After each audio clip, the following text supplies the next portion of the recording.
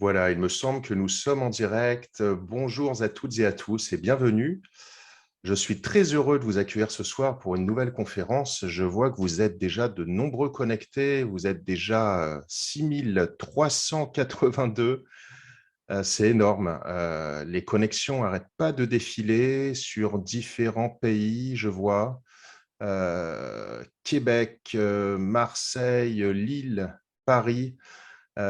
Écoutez, bonjour à tous, à toutes. Je ne vais pas pouvoir vous saluer nominativement, évidemment, même si je pense que j'en connais certains d'entre vous. Alors, ce soir, on va faire donc une conférence avec Olivier Madellerieux, que vous devez sans doute connaître, puisque j'ai déjà réalisé un certain nombre de conférences à ses côtés. Et ce soir, vous allez mieux comprendre comment on peut réellement découvrir sa mission de vie et aller à la rencontre de sa véritable histoire. Vous allez aussi, j'espère, comprendre comment trouver votre mission de vie, comment accéder aux mémoires de votre âme pour être mieux guidé, comment transformer votre vie en profondeur et déchiffrer vos incarnations. Donc, c'est un très beau programme qui nous attend. Ça va, Olivier? Tu vas bien? Ça va, bonjour Alex, bonjour tout le monde. Bonjour Bon, tout le monde dans tout le monde entier. d'accord. Alors écoute, j'ai comme habitude de présenter l'auteur à chaque fois parce que c'est vrai que ça doit être redondant pour toi de te présenter systématiquement à chaque fois que je suis invité. Alors Olivier Madellerieux est un ancien et docteur en pharmacie, hein. Il est spécialiste de la neurochimie du cerveau. Il est aussi hypnothérapeute certifié NGH et il a une école de formation. Il est enseignant donc en hypnose dans 18 pays, préparateur mental et coach et conférencier international et auteur. Voilà, et j'arrête là. Ça fait déjà beaucoup parce que tu as d'autres compétences, mais après, ça commence à faire beaucoup dans la présentation.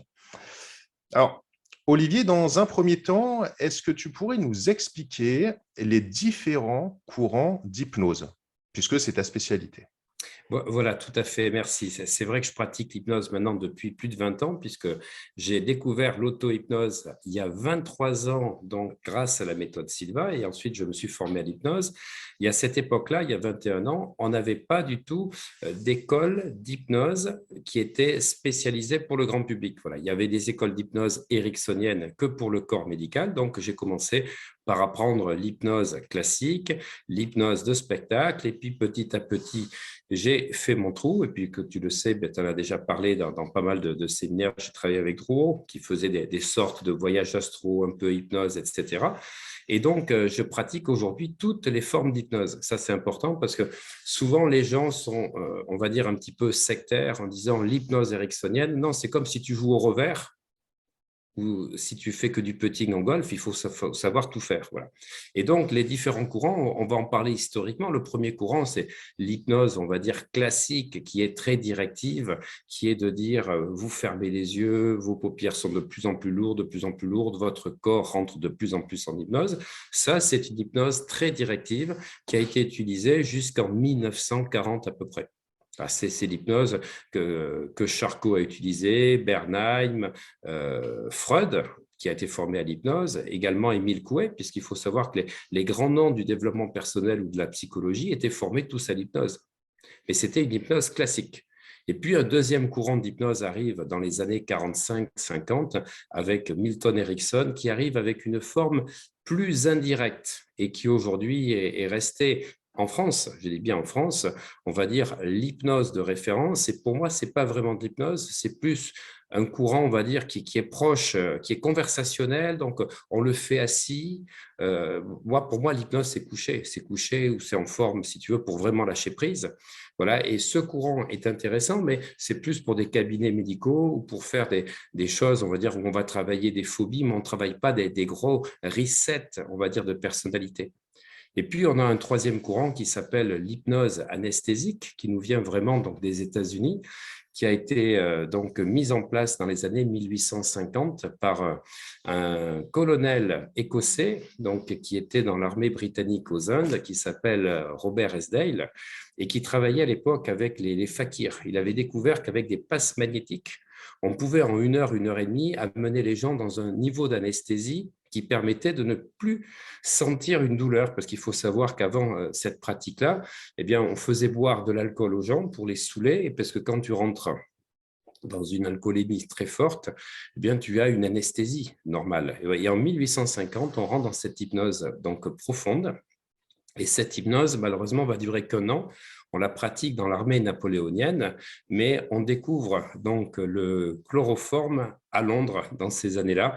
Et donc, comme on utilise le chloroforme en 1 minute, on est anesthésié, alors qu'il fallait 1 heure. Et on a un 4e courant qui est l'hypnose américaine, celle qu'on retrouve, qui est vraiment l'hypnose de profondeur. Voilà. Donc, le porte-parole est Dave Hellman, voilà, qui est aussi connu aux États-Unis que Milton Erickson en France, mais en France, on ne pratique pas l'hypnose hellmanienne. Voilà. Et moi, c'est vraiment mon courant principal.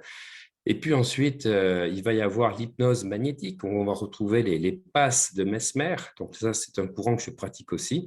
Et puis l'hypnose spirituelle qui s'est développée maintenant depuis une 40aine d'années et qui est vraiment un courant donc très fort et important parce que ça répond d'abord à une demande des gens de comprendre qui ils sont. Et quand on commence à faire l'hypnose, on commence à comprendre qu'on a une partie cachée, c'est-à-dire on a le conscient et l'inconscient, mais là on va plus loin parce que dans l'hypnose spirituelle, on aborde son âme, on commence à aller au-delà de l'inconscient et du subconscient. D'accord. Alors, est-ce que tu peux nous expliquer, nous rappeler quelles sont les différentes zones du cerveau qui sont impliquées en état d'hypnose et également les neurotransmetteurs qui sont liés, comme je sais que c'est une de tes spécialités Voilà, également. tout à fait, exactement. Alors, il s'avère qu'aujourd'hui, les neurosciences montrent qu'il y a 4 ou 5 zones qui sont activées pendant la séance d'hypnose, montrant qu'en fait, on déconnecte le mental, mais on active certaines zones, comme l'insula. L'insula qui va tout enregistrer. Et on a 2-3 zones qui sont en fait des zones d'hypervigilance. Ce qui fait que, contrairement à l'idée préconçue où on dit que l'hypnose endort, ce n'est pas vrai. Dans l'hypnose, on est hyper concentré. On est simplement déconnecté du monde réel, mais par contre, notre cerveau, grâce à l'insula et 3 autres centres particuliers, fait que nous avons donc une vigilance accrue et tout ce qui va se passer durant cet état qu'on appelle de transe va être totalement enregistré. C'est comme si quelque part on pouvait faire une programmation en une séance, là où les gens essayent des fois pendant des mois et des années à changer de comportement. Alors, ces zones, elles activent en fait des neurotransmetteurs et les neurotransmetteurs, tu es bien placé pour le savoir. Tu connais les ondes cérébrales, tu en parles déjà dans pas mal de tes conférences, Alex. Et ce sont ces ondes cérébrales qui en fait correspondent aux états d'hypnose. Donc, je vais en parler. Tu as le premier état, tu le sais, c'est l'état donc bêta. Donc, qui fait que nous sommes là aujourd'hui en train de parler, donc nous sommes éveillés, puis on va rentrer en ondes alpha, et les ondes alpha, contrairement aux ondes bêta, sont entre 7 et 13 Hertz. Vous êtes entre 13 et 25, les ondes bêta, les ondes alpha sont entre 7 et 13 Hertz. Et qu'est-ce qui se passe? C'est que lorsque nous rentrons en ondes alpha, c'est l'acétylcholine qui se libère. Autrement dit, quand nous sommes en état de veille, c'est la dopamine. La dopamine, c'est le neurotransmetteur de la puissance du cerveau qui fait qu'on est concentré, on est motivé, on est focus. Et dès qu'on rentre dans ces ondes cérébrales entre 7 et 13 Hertz, eh bien, nous descendons donc dans un état de relâchement. Et pour ceci, c'est le système parasympathique qui va effectivement détendre le corps par rapport au système sympathique qui, lui, est lié à l'adrénaline. Et ça, c'est l'acétylcholine. Et puis, nous descendons un peu plus profondément donc, dans les ondes θ, et les ondes θ qui sont caractérisées par une fréquence de 4 à 7 Hertz, donc sont représentées, ou plus, du moins plutôt, on va dire, activées par un neurotransmetteur qui s'appelle le GABA, c'est-à-dire l'acide gamino-butyrique. Le GABA, on le retrouve beaucoup dans tout ce qui est angoisse et anxiété. Et en particulier, les médecins, par rapport au stress que connaissent beaucoup de gens, vont donner des anxiolytiques et surtout une classe qu'on appelle les benzodiazépines. Et les benzodiazépines agissent sur les récepteurs à GABA. Donc, ça veut dire que lorsque on active ce récepteur à GABA, on peut vraiment lâcher prise. puisque les ondes θ, ça correspond à l'état de rêve, c'est-à-dire quand on dort, mais avec des rêves. Et les gens qui n'arrivent pas à aller trop loin en hypnose, c'est justement parce qu'ils sont trop anxieux. Et lorsqu'on a des anxiétés, ben, on ne peut pas descendre plus loin. Donc, il faut pouvoir activer ceci. Et puis, quand on rentre dans un niveau plus profond, tu sais, la fréquence delta, on avait eu l'occasion à Aix-en-Provence de pouvoir, avec des électroencéphalogrammes, le faire sur grand écran, entre 1 et 4 Hertz. Eh bien, les ondes θ, ça correspond à la libération de sérotonine. Et ce qui est curieux, c'est que moi, j'ai fait certaines vidéos sur ma chaîne YouTube où on montre qu'à ce niveau-là, on peut faire des hallucinations positives où on fait apparaître des objets, des hallucinations négatives où on fait disparaître des objets ou même les gens présents dans la salle, tout simplement parce que la sérotonine, quand on la libère, provoque des hallucinations. C'est ce qu'on retrouve, si tu veux, quand on utilise du LSD. LSD ou ecstasy, l'ecstasy agissant sur la sérotonine et le GABA. Alors, je vois une question qui est posée en parlant des ondes gamma. Alors, les ondes gamma, je vais répondre, monsieur. Les ondes gamma, eh bien, effectivement, c'est le glutamate qui est derrière, qui fait que les ondes gamma qui sont supérieures à 25 Hz, entre 25 et 60 Hz, sont activées par le glutamate, qui est un super excitant, mais qui se transforme de suite en GABA. Le glutamate est en fait le précurseur du GABA. D'accord. Alors, donc je rappelle que par rapport à toutes les questions, parce que ça n'arrête pas de défiler, il y en a beaucoup, beaucoup. Moi, ce que je fais, c'est que je les regroupe et toutes les questions communes qui me semblent légitimes, je les pose à Olivier à votre place. Alors, pour revenir, Olivier, donc justement à ces promesses de début, à ce que l'on va apprendre dans la conférence, tout ceci est surtout lié à ce dont tu parlais, c'est-à-dire à l'hypnose spirituelle, qui est vraiment le courant le plus intéressant. Quelle est cette technique? Qu'est-ce qui est précisément l'hypnose spirituelle? Alors, l'hypnose spirituelle, ce n'est pas vraiment une technique, c'est plus un courant qui est porté par plusieurs, on va dire, chercheurs, des chercheurs du soi ou de la supraconscience dont on parlera tout à l'heure.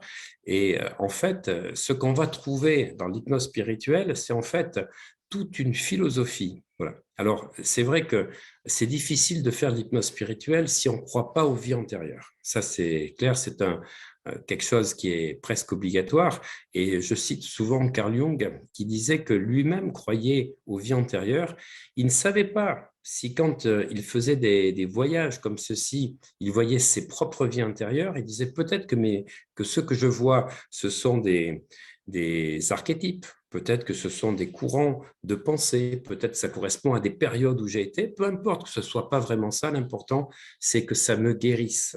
Et c'est ça l'important. Voilà. Donc, on est obligé de croire aux vies antérieures, à la réincarnation, pour pratiquer l'hypnose spirituelle. Sinon, on va être en déphasage avec toute la philosophie qui est derrière. Parce que qu'est-ce que permet l'hypnose spirituelle? C'est d'abord de rencontrer son âme. On va à la rencontre de son âme. Et on va connaître la véritable histoire de son âme, c'est-à-dire depuis nos premières vies, le cheminement que notre conscience a fait à travers plusieurs expériences qui font que nous sommes l'être d'aujourd'hui, avec ses forces, ses faiblesses, ses lumières, ses ombres, des ombres des fois qui nous collent à la peau, mais qui nous collent à la peau depuis plusieurs vies et qu'on n'a pas résolu. Et comme le dit Jung, un problème non résolu va se manifester dans notre vie tant qu'il n'est pas résolu. Voilà. Et puis, donc, faire de l'hypnose spirituelle, ça va permettre de connaître son évolution au travers de ses vies passées, de son incarnation. Et ceci est quelque chose de très important puisque dans l'hypnose spirituelle que je pratique, on va pouvoir, quand on va être donc, dans la LBL, on en parlera tout à l'heure, pouvoir voir quelle est notre aura ici sur Terre, quelle est la couleur de notre aura. Et je sais que ça intéresse beaucoup de personnes. Souvent, les gens disent « vous pouvez voir mon aura », mais vous pouvez la voir quand vous êtes dans cet état et surtout dans cet espace qu'on appelle la vie entre les vies ou l'interlife. Eh bien, vous voyez la couleur de votre aura et Michael Newton, qui a travaillé sur les auras, a identifié qu'il y avait 12 groupes de personnes présentes sur Terre qu'on pouvait retrouver en 6 ou 7 catégories. Donc, il y a les âmes débutantes, il y a les âmes intermédiaires, il y a les âmes avancées, il y a les âmes de haut niveau, il y a les âmes de maîtres incarnés, il y a les grands maîtres et puis il y a les illuminés. Voilà, ce sont les 6 catégories. eh bien, on ne se proclame pas dans une de ces catégories, la couleur de notre aura l'indique. Donc, bien sûr, les débutants sont blancs.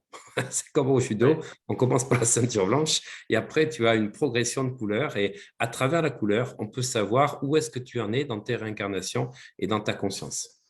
D'accord. Alors là, je vois des questions par rapport à l'aura. Donc, bon, il faut rappeler que c'est les différentes zones, enveloppes Oui, énergétiques. Et pour ceux qui sont dubitatifs, il faut savoir qu'on arrive à la voir grâce à l'appareil Kirlian. Voilà. c'est ça. Qui a été inventé il y a plusieurs dizaines d'années et qui permet justement de voir l'aura des hommes et des femmes, mais également des animaux, hein. Alors, par rapport à cette hypnose spirituelle, quels ont été les précurseurs, les personnes qui sont à la base de ce courant, et qu'est-ce qu'ils ont dit par rapport à ça? Voilà. Alors le premier précurseur, celui pour moi qui vraiment va faire connaître l'hypnose spirituelle, c'est Brian Weiss, qui est un psychiatre américain qui s'intéressait donc à la réincarnation, bien sûr, et aux vies passées, mais surtout, il s'intéressait à la survie de l'âme après la mort. Voilà. Ce qui l'intéressait, lui, c'était pas d'aller travailler les vies passées, la réincarnation, comme souvent les touristes, on va dire, du spirituel, ils cherchent à savoir ce qu'ils ont été. Lui, ce qu'il cherchait à savoir, c'est ce que l'âme devient après. Et ça, pour moi, c'est important parce que c'est vraiment le fondement. À partir du moment où tu comprends ce que devient ton âme, ton cheminement dans cette vie ne va pas être le même. Et c'est ça, ça change tout. Alors, il a écrit 2 livres fondamentaux que je vais citer parce que ça permettra aux chercheurs donc d'avoir des éléments. Il y a un livre qui s'appelle Une même âme de nombreux corps et l'autre de nombreuses vies et de nombreuses, on va dire, de nombreuses vies, et en anglais, c'était de nombreuses maîtrises. Voilà. Voilà, alors lui, il est très connu parce que il a été interviewé des centaines de fois par Oprah Winfrey dans son grand Oprah Winfrey Show. Il a 77 ans aujourd'hui et donc à chaque fois, il a expliqué ce qui se passait dans l'après-vie et après la mort. Et puis le deuxième, qui est peut-être encore plus connu que Brian Weiss, c'est Michael Newton, qui est un psychiatre américain lui aussi, qui est décédé donc il y a maintenant 5 ans ou 6 ans, je crois en 2016, et qui était un pratiquant d'hypnose. Il pratiquait l'hypnose pour guérir ses patients. Et un jour, il lui est arrivé que lorsqu'il a voulu savoir quelle était la cause qui générait le problème de la personne, eh bien, la personne n'est pas allée dans le passé d'aujourd'hui, mais elle est allée 300 ans avant. Et elle a expliqué effectivement qu'elle avait été guillotinée, donc c'est pour ça qu'elle avait ces maux de tête qui revenaient sans arrêt.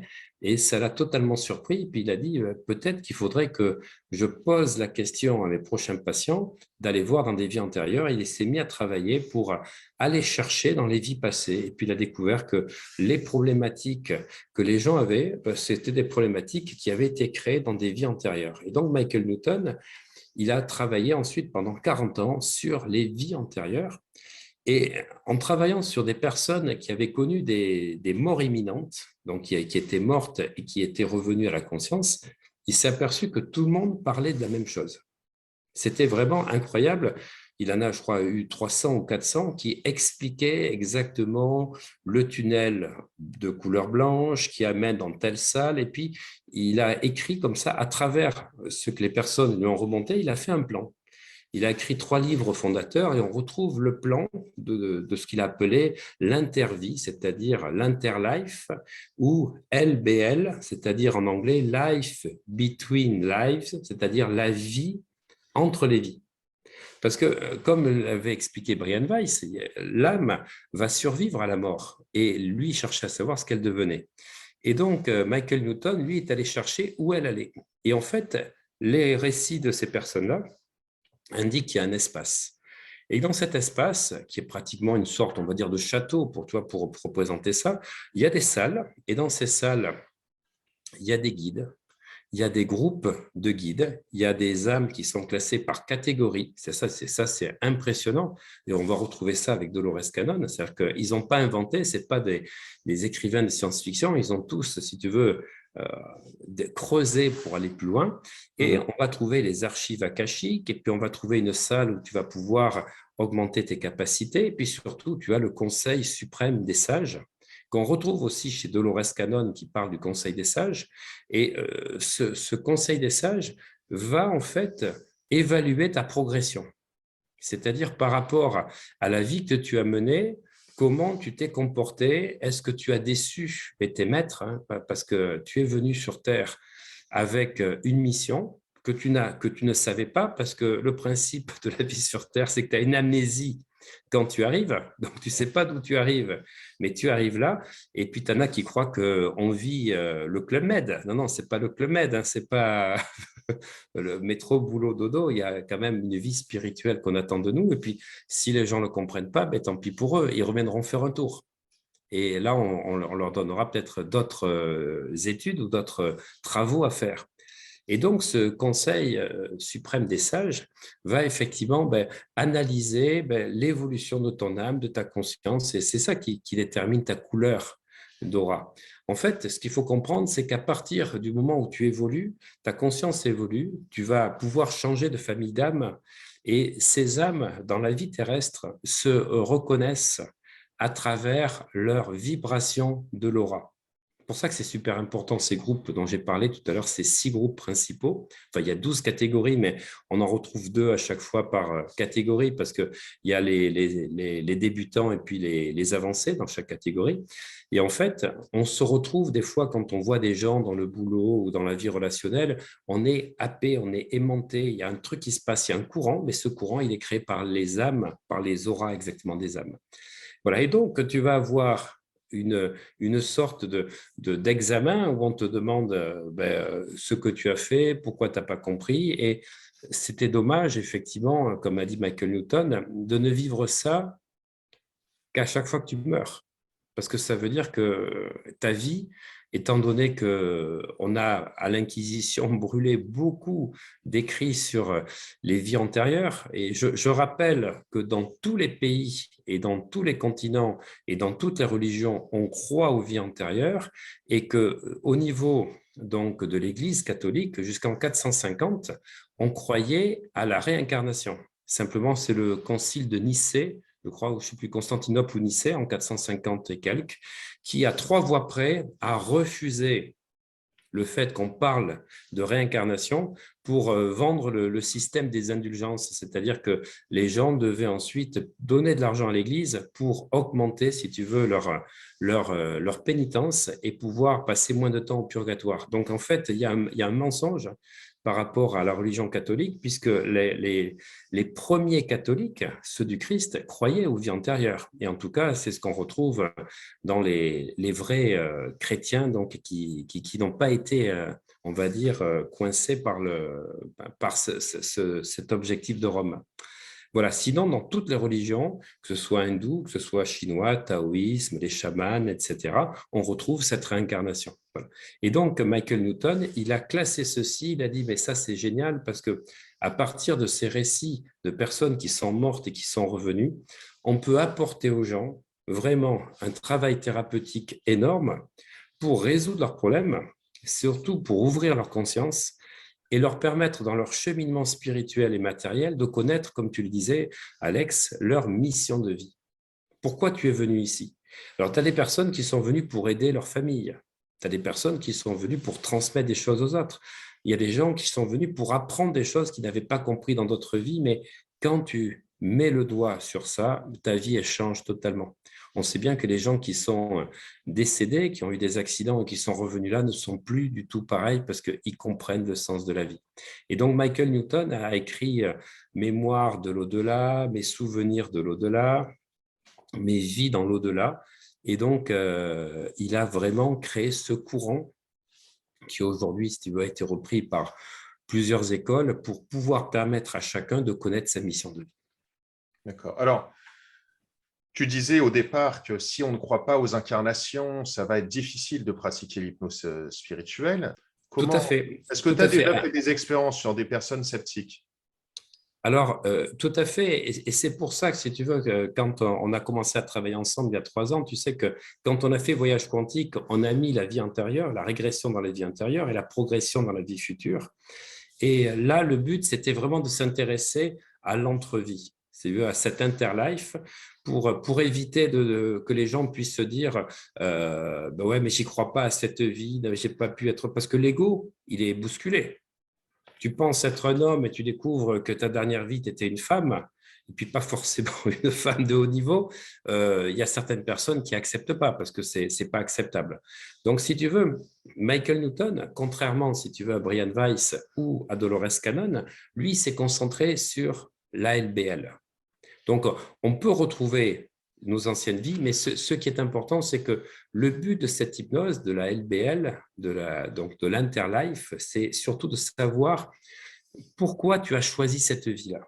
Tu vois, sans rentrer dans les autres vies, c'est que tu vas remonter donc, dans cet espace et tu vas être avec ton groupe d'âmes et avec tes guides. Ça, c'est une rencontre, par contre, qui est extraordinaire parce que tout le monde sait aujourd'hui qu'on a des guides, qu'on les appelle nos anges gardiens, qu'on les appelle des maîtres, et puis nos défunts, parce que les gens qui quittent ce monde ben, sont toujours près de nous à différents niveaux. Voilà, et le professeur Charbonnier, d'ailleurs, c'est ce qu'il propose dans sa TCH. Lui, c'est une hypnose spirituelle, mais uniquement sur les défunts. Voilà, mais ce que faisait Michael Newton, c'était de permettre de comprendre pourquoi tu t'es réincarné, pourquoi tu as choisi ce corps-là, pourquoi tu as choisi d'être un homme ou une femme. Pourquoi tu as choisi ce corps-là? Pourquoi tu as choisi ces capacités? Et là, je peux te dire que waouh, ça a fait des prises de conscience énormes.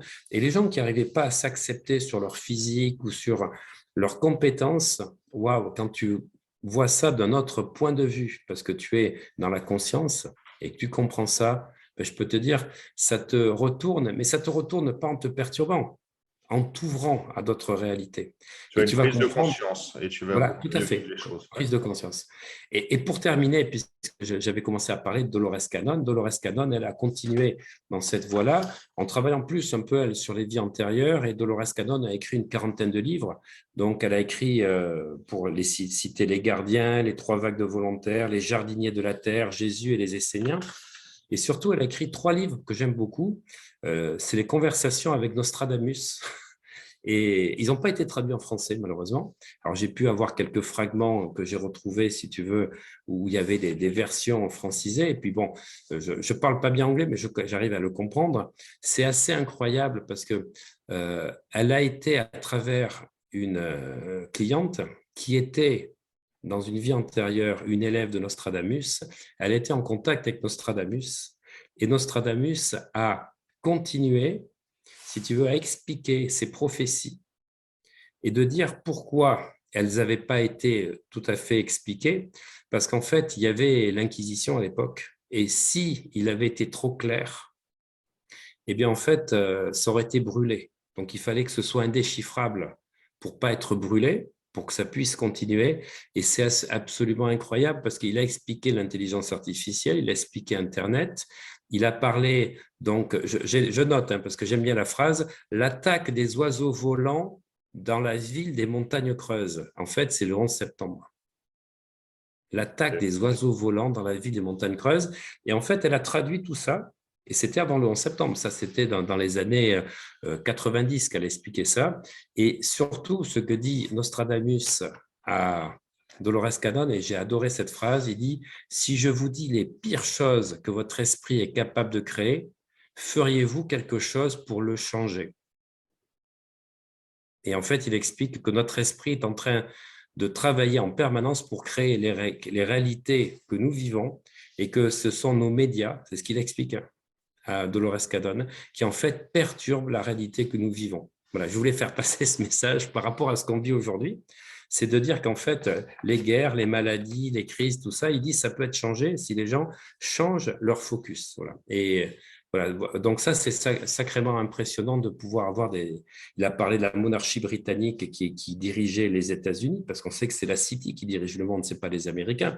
Il a parlé donc du sida qui avait été introduit volontairement à travers les singes. Il a expliqué tout ça. Voilà, donc voilà les 4 chercheurs, on va dire, que l'on retrouve dans l'hypnose spirituelle.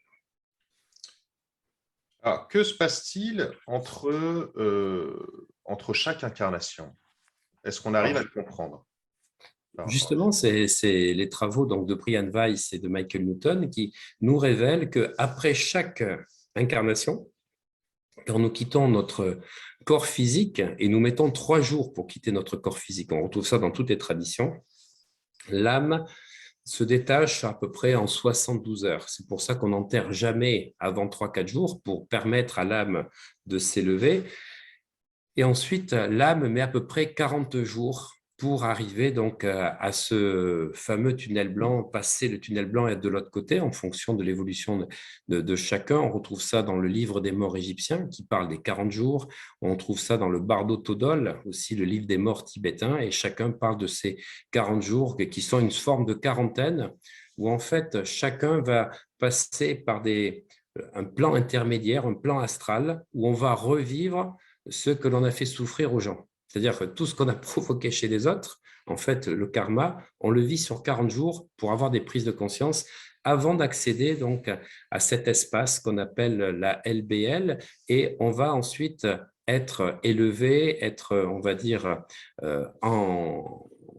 entouré par les âmes qui sont dans notre groupe, parce que nous avons un groupe d'âmes, nous avons un nom de groupe d'âmes, nous avons un nom d'âme également, pour ceux qui feront l'expérience.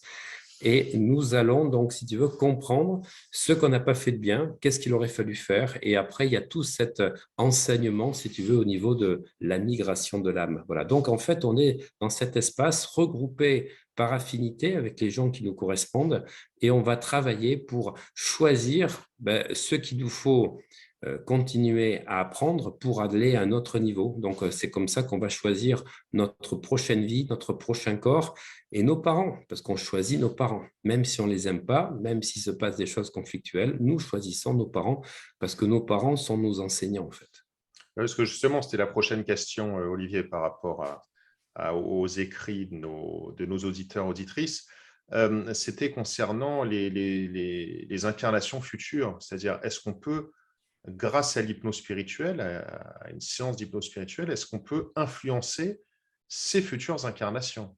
Tout à fait. Alors, tout à fait, on le peut, puisque le but, si tu veux, de la LBL, alors post-mortem, celle que l'on vit si on n'a pas la chance de pratiquer cette hypnose spirituelle, c'est de comprendre ce que tu n'as pas bien fait dans ta vie, ce qui t'a manqué de comprendre pour être complet.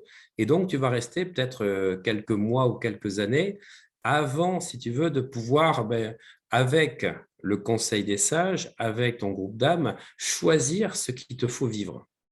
Et donc, certains vont travailler sur certaines blessures. C'est pour ça qu'on va choisir des parents qui vont nous abandonner ou des conjoints qui vont nous abandonner. Mais tant qu'on n'a pas réglé cette problématique va se manifester dans notre vie.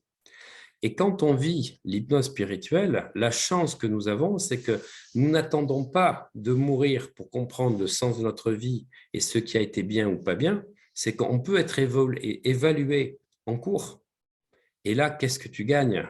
Tu gagnes en prise de conscience, tu gagnes en sagesse, tu gagnes en sérénité, parce que le fait de savoir que notre vie matérielle dépend d'un plan invisible, et ça, les gens aujourd'hui, dans la période où nous vivons depuis 4 5 ans, commencent à s'ouvrir de plus en plus au plan invisible, eh bien ça, c'est primordial de comprendre que le visible, le manifesté, dépend du non manifesté et de l'invisible.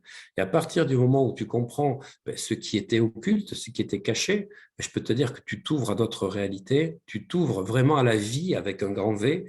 Et là, oui, je pense que tu vas pouvoir embrasser des capacités que tu n'avais pas jusqu'à présent. Alors d'abord parce que tu vas pouvoir effectivement faire un 180 degrés ou un 360 degrés dans ta vie.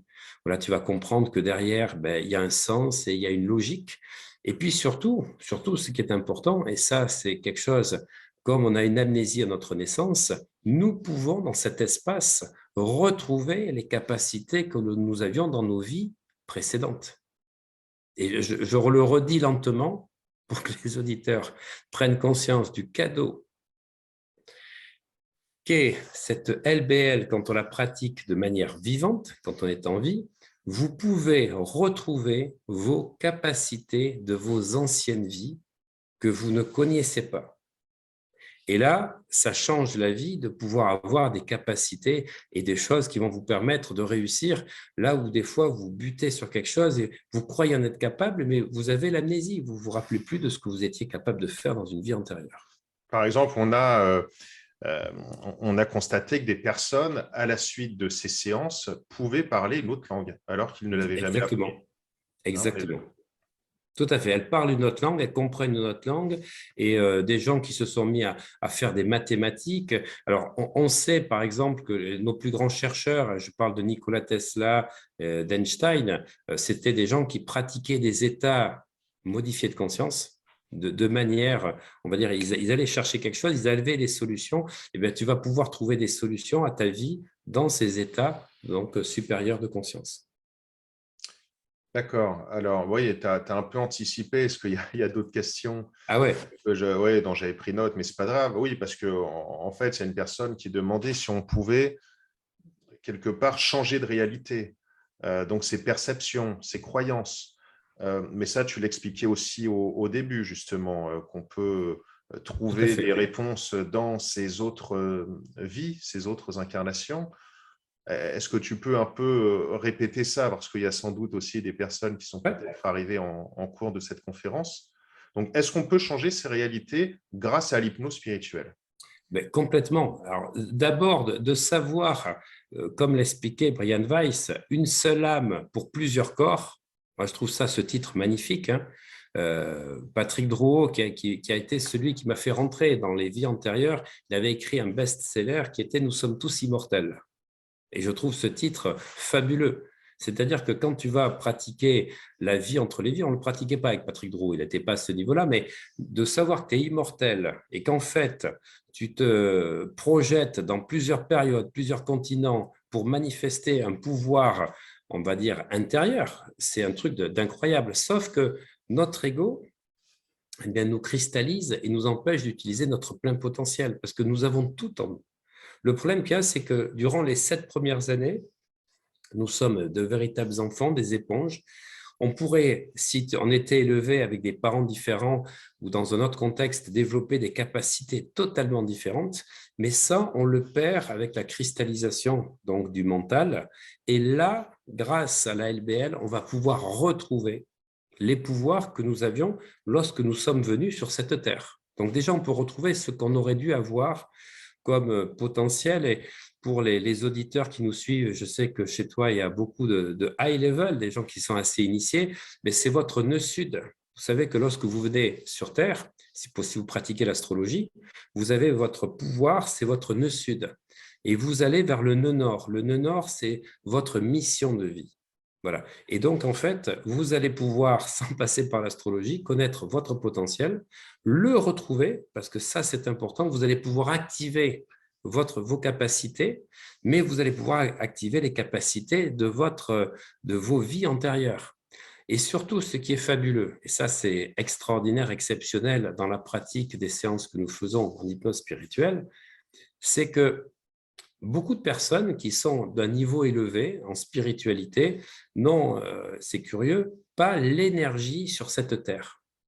Parce qu'en fait, on a 100% d'énergie, mais avec un pourcentage d'énergie qui reste dans les plans invisibles, justement pour capter l'intuition et les guides, les anges, etc. Et plus on est élevé spirituellement, et plus on a des chances que notre énergie ne soit pas à 100%, mais plus proche de 50%. En général, on est entre 50 et 70% d'énergie là dans cette terre. Et vous avez la capacité, grâce aux séances que nous vous proposons, de pouvoir monter jusqu'à 90, 95, voire 100%. Et quand les gens me disent « Olivier, tu as une énergie incroyable », mais moi, c'est ce que j'ai fait. Je suis passé à capter 100% de mon énergie et vous allez demander à la supraconscience de pouvoir faire descendre l'énergie qui reste dans les plans invisibles, mais qui serait peut-être important pour votre vie aujourd'hui. Et là, vous allez passer à un autre niveau à la fois d'énergie et puis de capacité. Les gens qui n'osent pas, qui procrastinent et tout, je peux vous dire que si vous passez de 50 à 90 ou 95%, ben vous êtes dopé, vous êtes turbo-dopé. Voilà. Alors, il y a plusieurs personnes, évidemment, qui sont passionnées par ce que tu racontes, tous les avantages, tout ce que l'on peut vivre, tout ce que l'on peut, déprogrammer, se reprogrammer pour vivre une vie euh, plus de joie, épanouie, et donc qui aimeraient participer, enfin vivre ces expériences. Donc, vous avez dû avoir un bouton qui s'affiche, une offre, en fait. C'est un programme que l'on a créé avec Olivier, qui sont une série d'enregistrements d'hypnose spirituelle. Alors, lorsque je dis qu'on l'a créé, c'est-à-dire que c'est lui, ce sont ses séances, ce sont ses protocoles. En revanche, moi, ma contribution, c'est que j'ai habillé avec des musiques toutes ces paroles et ces scripts en utilisant ma technologie sonore que vous connaissez sans doute, puisque c'est ce que je fais depuis 15 ans et je ne fais que ça, où on va, en fonction de l'évolution de la séance, on va rentrer plus rapidement en état alpha, theta, delta et redescendre que Exactement. lorsqu'on est, par exemple, réfractaire à l'hypnose. Parce que, par exemple, en période d'induction, lorsqu'Olivier fait une induction d'hypnose, il faut, à la fin de cette induction, être en theta. Et le problème, c'est que les gens qui n'arrivent pas à rentrer en état hypnotique, c'est qu'ils n'arrivent pas à passer en theta. Donc là, grâce à des musiques, des stimuli sonores que j'intègre, qui font ma spécificité, eh bien, ça permet de calibrer le rythme cérébral, de l'aligner, de l'entraîner pour vivre beaucoup plus rapidement ces expériences. Et donc, il y a toute on va dire, une méthode. L'avantage, c'est que vous n'avez pas à aller chez un thérapeute, un professionnel, où c'est parfois coûteux. Alors déjà, c'est des disciplines assez rares, on n'en trouve pas partout. C'est Les plutôt… séances sont très chères en plus. Les séances sont très chères, c'est 200 € principalement… la séance.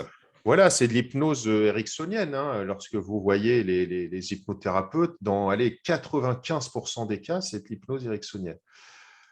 Et là, voilà, on a fait un pack, toute une collection d'enregistrements d'hypnose spirituelle qui s'appelle La vie entre les vies, où vous avez plusieurs pistes. Vous avez déjà la présentation de l'hypnose spirituelle par Olivier en audio. Il va vous expliquer aussi les différentes séances d'hypnose que cela va vous apporter et comment les pratiquer. Il va également expliquer les différentes couleurs de l'aura, les symboliques, Ouais. et vous apprendre à travers des séances, évidemment, à découvrir, à s'imaginer la couleur de votre aura. Et ensuite, il y a trois séances. Il y a trois séances. Alors, il y a l'exploration de l'espace entre les vies, il y a augmenter son énergie spirituelle et ses vibrations, et pour finir, contacter ses guides et les défunts. Alors, ce qu'il faut savoir, c'est qu'en hypnose spirituelle, ce sont des séances très longues. Voilà. Donc, c'est Qui font pas… 2 heures, 2 heures et demie en général. Oui, c'est très long, hein. C'est-à-dire que ce n'est pas des séances classiques. Donc, déjà, on ne les pratique pas tous les jours parce que ça remue pas mal. Et voilà, par rapport à ces pistes, justement, Olivier, est-ce que tu pourrais expliquer à quoi ça sert, à quoi ça Ouais. va amener? Par exemple, le premier, exploration d'espace entre les vies. Ensuite, donc, il y a augmenter son énergie spirituelle et ses vibrations et contacter ses guides et les défunts. Donc, chaque chose, et si tu pouvais un peu expliquer le déroulé, s'il te plaît. Tout à fait. Alors, je tiens à rappeler que les séances d'hypnose spirituelle, une séance qui dure 2 heures, ça coûte 200 € minimum. Et sur la place de Bordeaux, il y a une hypnothérapeute qui était à 300 €, elle est passée à 400, elle est à 500 € maintenant. Elle fait une séance d'hypnose par jour, mais elle fait 500 €. Voilà. Donc, c'est pas du tout. Et tu fais qu'une séance. Voilà. Ce qui était important, c'était d'apporter d'autres éléments que ceux qui peuvent être faits en cabinet, et surtout la puissance de ta musique psychoacoustique. Et j'insiste parce que quand tu es en cabinet pendant 2 heures, tu entends le bruit des voitures qui passent dans la rue et la personne a une voix qui t'endort un petit peu, mais qui ne te permet pas de t'amener. Si tu n'as pas vraiment les fréquences cérébrales en θ ou en delta, tu ne pars pas dans l'hypnose spirituelle parce que les ondes mu qui se rapprochent, qui sont dans les ondes delta, puisque c'est aux alentours de 1 Hertz, c'est super important. C'est ce que tu apportes. Donc, c'est vraiment un alliage énorme. Et donc, ce qui était important, c'était de pouvoir proposer, donc pas 3 heures de séance, parce que ça aurait été pas supportable, mais de faire une première séance qui dure plus d'1 heure et demie, qui va vous permettre de rejoindre la LBL et de comprendre le sens de votre vie, de votre incarnation, et surtout de savoir vos vies passées, de connaître votre groupe d'âme, de connaître votre nom d'âme, et surtout donc de savoir ce que le Conseil des sages juge de votre parcours. Alors ça, bien sûr, on ne le fait pas entre midi et deux, au boulot, etc. On le fait lorsqu'on est seul, qu'on peut prendre du temps pour soi, parce que derrière, il va falloir noter tout ce que vous allez enregistrer, parce que ce qui est important, et j'insiste vraiment, puisqu'on a travaillé avec Alex, et moi, quand j'ai réutilisé ce qu'on avait fait avec Alex, je peux vous assurer que vous ne vous rappellerez pas 3 jours après ce qui s'est passé. Parce qu'en θ, on n'est pas en alpha, ce n'est pas du tout comme lorsqu'on fait de la sophrologie. Donc, il faut vraiment avoir un temps pour soi pour noter sur votre cahier de développement personnel les choses impactantes. Alors, bien sûr, vous pourriez refaire une séance pour retrouver, mais ce n'est jamais pareil, les mêmes séances. Et surtout, comme le disait Alex, on ne peut pas faire ça tous les jours. Vous faites une séance, attendez 3 semaines, un mois avant de revenir là-dedans. Vous allez pouvoir retrouver vos capacités. Vous allez pouvoir activer vos ressources. Et vous allez pouvoir, donc il y a un endroit qui est un peu comme les annales akashiques. Donc vous avez vraiment toute la LBL, ce que Michael Newton avait expliqué comme différentes possibilités, c'est la séance majeure, c'est la séance numéro 1. La deuxième, ça va effectivement de pouvoir aller connecter à la fois vos capacités dont vous avez besoin dans cette vie, dans une salle, et dans l'autre salle, vous allez pouvoir connecter en fait l'énergie qui est sur les plans invisibles, mais que vous n'avez pas amené dans votre vie d'aujourd'hui. Et vous allez pouvoir augmenter votre énergie, augmenter vos vibrations, augmenter vos capacités. Et puis le troisième, je sais que vous aviez été nombreux quand on avait fait déjà de l'hypnose spirituelle à Aix-en-Provence, puisqu'on avait plus de 80 personnes et on avait eu ce retour positif de personnes qui voulaient vraiment qu'on puisse passer à l'enregistrement, c'est de pouvoir contacter les défunts. Mais attention, on est dans un contact qui est totalement sécurisé parce que vous le faites à travers la LBL. Vous ne faites pas descendre les défunts dans votre salle. Ils viennent pas, c'est pas le plan astral qui descend à vous, c'est vous qui êtes dans un autre niveau, la LBL, et vous êtes en contact avec eux. Et ça, j'insiste parce que vous n'allez pas rencontrer ça chez les autres hypnothérapeutes. Et attention, lorsque vous connectez des défunts, de ne pas après avoir connecté des plans bas et vous avez des manifestations dans votre vie. Non, nous l'avons fait donc à travers la LBL et de connecter ces guides. Ça va permettre aux personnes qui veulent développer leur pouvoir psychique, être guidées dans la vie et pouvoir avoir donc des prises de décision, avoir une intuition, savoir ce qu'il faut faire, de pouvoir à ce niveau-là contacter les personnes qui sont proches d'elles parce que ce sont des anciens défunts de la famille ou parce que ce sont leurs guides ou leurs anges qu'elles n'avaient pas pu connecter. Vous allez pouvoir les voir et ça, je peux vous dire que c'est sacrément émouvant de pouvoir vivre ces instants-là. D'accord, je te remercie Olivier. Donc, pour rappel, je me suis occupé de tout l'habillage des enregistrements d'Olivier. Je l'ai enregistré en studio professionnel. Alors, il y a d'autres questions. Alors, sur le karma, est-ce que l'hypnose spirituelle ou grâce à l'hypnose spirituelle, ça peut nous permettre de nettoyer son karma? Alors, je vais dire que ça va aller même plus loin. On va nettoyer son karma et on va nettoyer son âme. Parce que c'est en nettoyant son âme qu'on prépare sa prochaine incarnation. Et deuxièmement, pour répondre à la question du karma, ça va surtout permettre d'enlever certains symptômes, certaines maladies, des blocages qu'on a dans notre vie. En fait, quand on a des blocages récurrents dans notre vie, c'est du karma. On n'arrive pas à s'en sortir. Et le fait de pratiquer l'hypnose spirituelle va vous permettre d'abord de comprendre les origines des problèmes que vous avez, de comprendre l'origine des symptômes et des maladies et de pouvoir les dissoudre. Et ça, c'est super important. Et puis, ça, c'est vraiment quelque chose qui va changer la vie des gens. C'est qu'on le sent aujourd'hui. On vit une période assez trouble et beaucoup de personnes ont une nostalgie des fois d'un ailleurs qu'ils ne connaissent pas. Et le fait de pouvoir découvrir la LBL, waouh, vous allez comprendre d'où vous venez. Et quand vous comprenez d'où vous venez, vous allez pouvoir aller où vous devez aller parce que là, la vision est totalement différente. D'accord. Alors, il y a peut-être des questions redondantes, hein. Désolé, Olivier. Je t'en prie. Est-ce que ça va permettre aussi de développer de nouvelles capacités? Alors, tout à fait, parce que d'abord, on quitte son mental. Les capacités, ce n'est pas notre mental qui les développe. On sait que les capacités, elles sont dans le subconscient. Là, on est dans la supraconscience et on peut premièrement connecter les capacités qu'on avait dans des vies antérieures. On peut connecter les capacités qu'on avait quand nous nous sommes incarnés dans cette vie. Et puis surtout, on va pouvoir demander de l'aide. Donc, à la fois aux sages, aux guides, et puis surtout, on a un endroit particulier où on peut obtenir les skills, comme on dit les skills, c'est ce que disait Michael Newton, c'est-à-dire les ressources dont on a besoin dans notre vie pour accomplir notre mission. Et c'est ça le but. Donc, on purifie notre karma, on purifie notre passé, et puis surtout, on développe des outils et des ressources pour notre futur et notre présent. D'accord. Bah, écoute, je te remercie beaucoup, Olivier. Je regarde un petit peu d'autres questions, mais c'est assez redondant. Les questions sont posées différemment, mais le fond est un peu Les gens sont toujours le intéressés, c'est même. bien. Alors, merci beaucoup, Olivier. Mais en plus, depuis le départ, ça a beaucoup augmenté, hein. Là, il y a encore beaucoup de monde et ça me fait plaisir parce que ça signifie que vous trouvez ça passionnant. Voilà, merci Alex, merci Olivier. Conférence très intéressante.